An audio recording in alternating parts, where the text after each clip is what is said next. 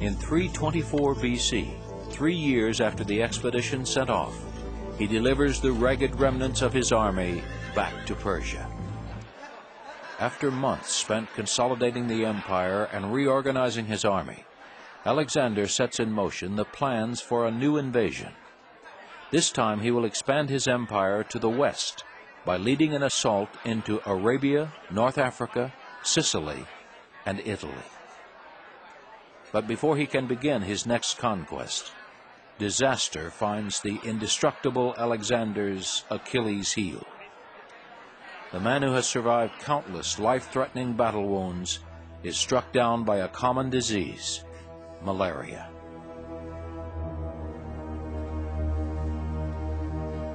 For days, between bouts of pain and a soaring temperature, Alexander meets with his generals to discuss plans for the invasion of Arabia. But as the end draws near, his men break down and weep. As Alexander's officers file past, each asks, "Who do you give the empire to?"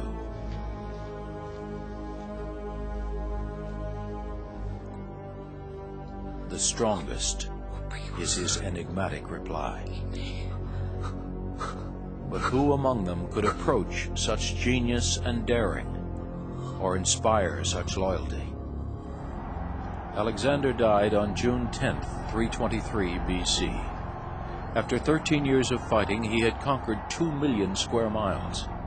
But without his force of will and charisma to hold the empire together, it eventually began to crumble, torn apart by the squabbling of rival generals and petty kings. On the road to world conquest, Caesar and Napoleon would pay homage to the brilliant young general who set the standard for all future conquerors. From the Aegean to Afghanistan, he had marched 22,000 miles and never lost a battle.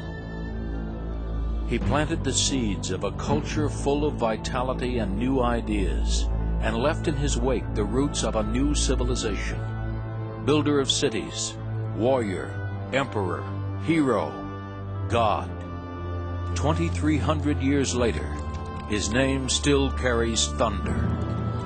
Alexander the Great.